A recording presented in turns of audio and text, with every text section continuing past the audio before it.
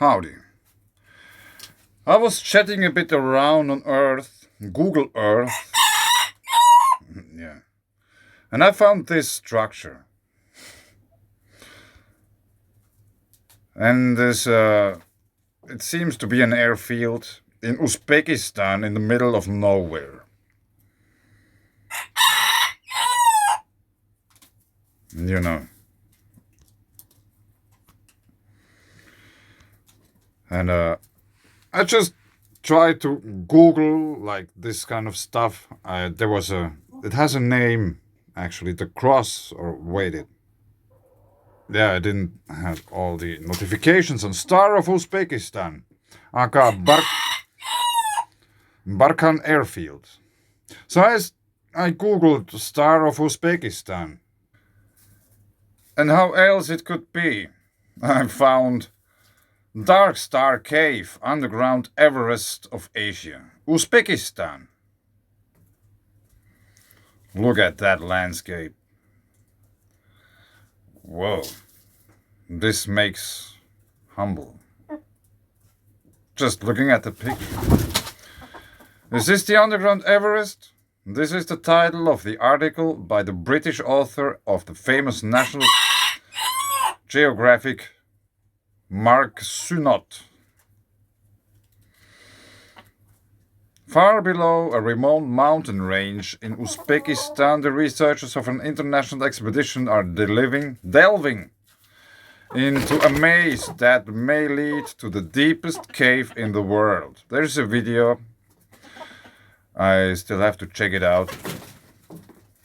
Author Maxinot climbs the winding cliffs of Baisundau inside this limestone. Limestone? White rivers, Mountainwater. The hydrogen anion. Anyway. Inside this limestone wall lies a unique underground world. So far, 8 expeditions have explored the Dark Star. No one knows how far the cave extends. The unique underground lakes of the Dark Star amaze researchers with their depth and colorfulness. The underground lakes. Yeah, this should wake people up. Outside the cave, the temperature ranges from 30 to 37 degrees Fahrenheit. A small deviation with a big impact on nature. As the team members descend deeper, the blue ice gives way to bare rocks. The author writes that he was in a difficult situation because he signed a contract with an expedition of 31 members, consisting mainly of a non-English speaking audience, to explore this huge limestone mountain system from the inside in a remote corner of Uzbekistan. Yeah, they were really quiet, those chickens, before I started, and now they aren't anymore, so forgive them, or him at least. He's still young. Anyway, I will make a whole read-through through that. It's very interesting, very interesting. You know, I still have to figure out where this is exactly, but I was searching for this airfield star and I found a dark star, which is a cave, which is made of limestone, which has water and ice. Very interesting. I have been also on the other side of the world, googling Earth around my way. And for this we leave this region here. Just look at that. Yeah. White rivers. Somewhere here is the cave. But anyway, let's go somewhere else. It's Australia. And I think I have been somewhere here. I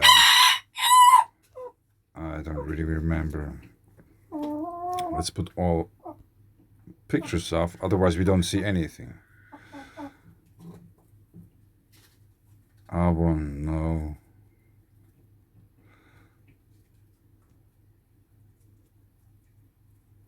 I might remember the name of it. There was this kind of little park somewhere here.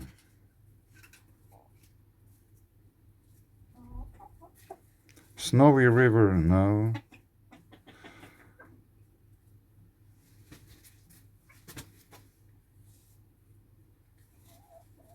Crooked River. No, it's not that.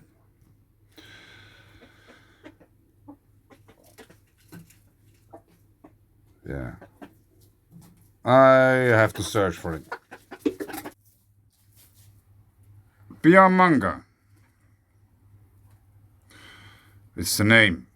I wasn't too far. And I thought, whoa, check this out.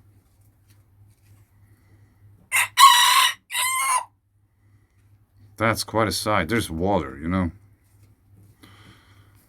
I haven't been ever in Australia, but for me, this has always been, or like, I perceived it as a very dry place. There are people living there, so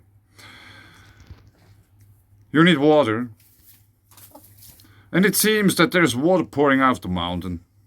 Maybe. I don't know if there's a cave where the water's coming out.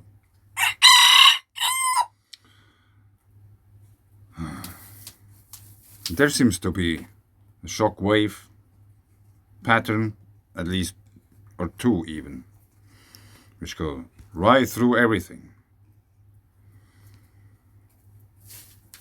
Lizards, birds, more lizards. And I thought that's an amazing place. Maybe I find something more about this. Like I would like to know what's going on here. Is that a cave where the water is coming out, or what's the thing?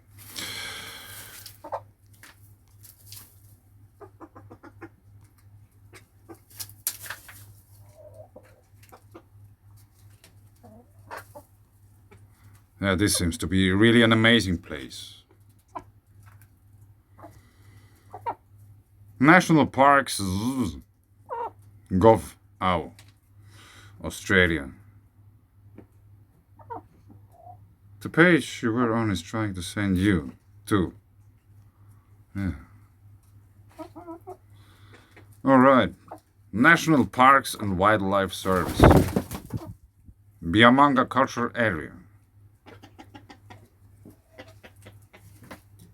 I've been talking recently about the Aborigines from Australia and about Aurora Australis, about plasma discharge events, how they can alter material on the ground. And some tribes from the Aborigines, they associate Aurora Australis, as they are called in Australia or in the Southern Hemisphere. They associate the auroras with fire, destruction, and death. And here up in Scandinavia, yeah, people come to travel to check out the auroras, and oh, how beautiful. And then in Australia, they are associated with death. So the thing is, as Earth's magnetic or magnetosphere is weakening, I think those ancient people witnessed the aurora touching the ground. That's why they associated with a river of fire. And of course, this might include all kinds of other things too. And as you know, they can last for hours, or maybe even days. They're different from lightning strikes, which just last like a split second or like a second maybe. Of course, they can last longer too, but anyway, as we have just seen, there are like people bathing there, and I think there can be really hot. So, Biamanga Cultural Area offers visitors to Biamanga National Park a scenic place to picnic and enjoy the short walk to a lookout with views over Mumbola Falls and the beautiful gorge. What to bring? Hat and sunscreen. And as I read this, I felt really bad about the pictures we just seen about the other people there.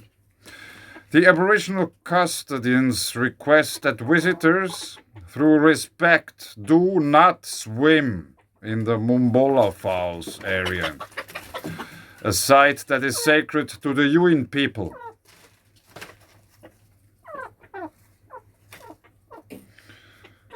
So if we go back once again, settle it down. Yeah, you shouldn't bath.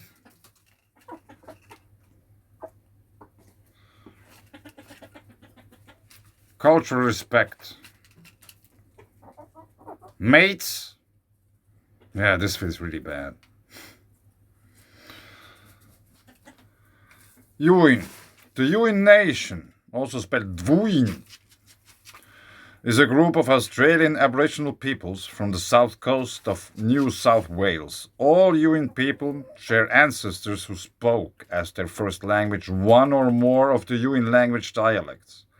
Subgroupings of the Yuin people are made on the basis of language and other cultural features. Groups include Brinya or Briayun, Budawang, Muramarang, Yuin Monaro, Jingrinyain, Balbunya, and more. They had close association with the Tawa people. Name and identity. The ethnonym Yuin man was selected by early Australian ethnographer Alfred Hovitz to denote two distinct tribes of New South Wales, namely the Jiang and the Tawa. In Howitt's work, the Yuin were divided into Northern Kurial Yuin and Southern Giangal Yuin branches.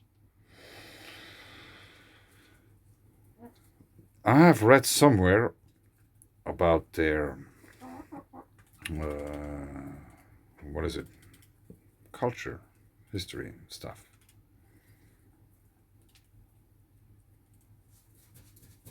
I don't know if it's on Wikipedia.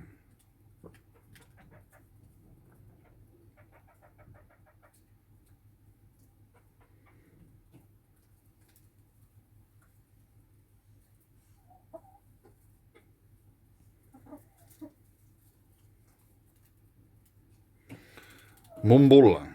I think we have been there just before. Mumbulla Mountain, located in the middle of the Bega Valley Shire, was named after King Jack Mumbulla, a leader of the Yuin people. Mumbulla Mountain is a central place of significance in Biamaga National Park and is known for its importance in men's initiation ceremonies.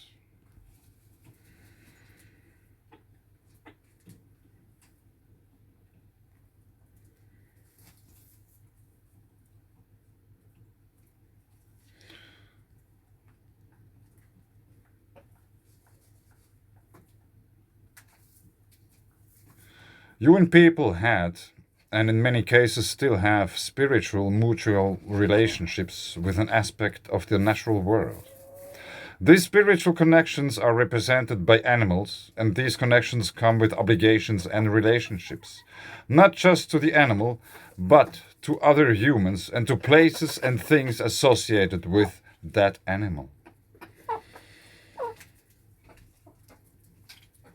Yuin believed these spiritual animals to have been made in the dream time by an ancestral creator. Also, not all spiritual animals have dreamtime stories associated with them, or those stories have been lost. Dreamtime stories for the creation of the diving birds and the black swan are recorded by Susan Dale Donaldson.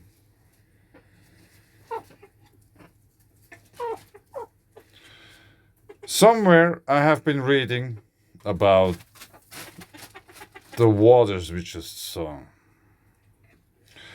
But I don't think, or I don't know, this might be really boring now to watch.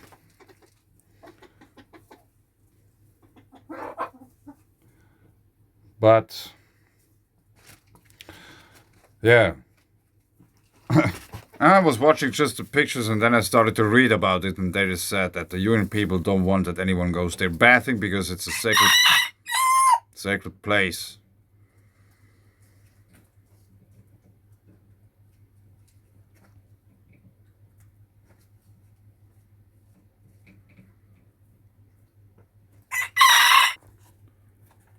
So I'm now already on the next page, and here is something interesting. The mountain is the remnants of an ancient shield volcano, and granite rock formations and boulders are visible along the course of Mumbulla Creek. Now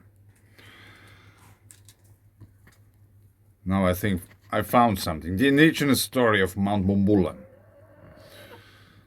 Let's go down a bit. Some Yuin people remember tribal elders who were initiated on the mountain and who passed traditional information about the mountain's sacred sites on to them.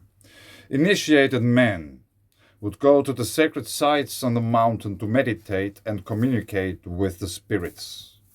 The battle to protect sacred sites from logging revitalized cultural knowledge in the local Aboriginal community. Yeah, this is still not what I was searching for. But anyway, they went to the hill, they meditated, and when they came back from the hill or mountain, they were different. And they went to those holy wells in order to clean themselves, and then afterwards they went back to their communities as different beings. And maybe some stories of those plasma discharge events, Aurora Australis or something similar, might have also created these mountains. This might be the reason why there is water flowing out there. Still, maybe back in the days when they got created, due to the creation event and afterwards, there was much more water pouring out of those mountains than it does nowadays.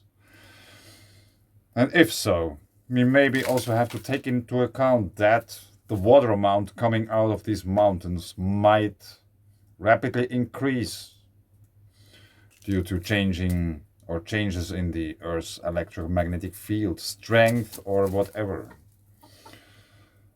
This has to be taken into account, I think. And like we already read somewhere about them talking this being a volcano, yeah, I still think there are many volcanoes called cryptodomes, which basically erupt with water or by water. There are many examples of these kind of mountains which are emitting water or mountains with lakes on top of them, or glaciers. I think glaciers are contemporary lava streams made of water. Yeah, if you haven't heard this ever, then think about it.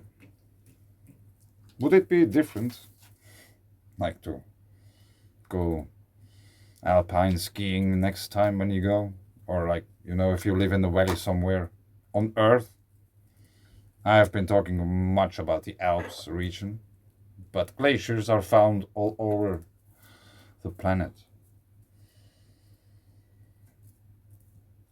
And if you want to still know more about that, you can check out my playlist about mountain water, white rivers, and such things.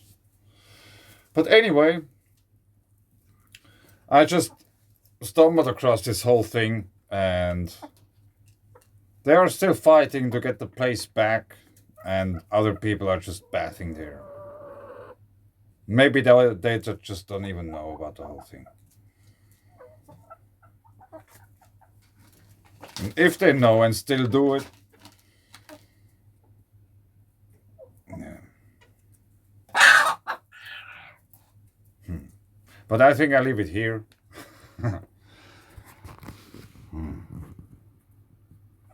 Yeah, that's somehow really sad. The last initiation ceremony was held there in 1918. I really hope that they can do very soon the next initiation ceremony there. Yeah, this would be something really cool for those people, the Yuin people. But anyway, thanks. Bye.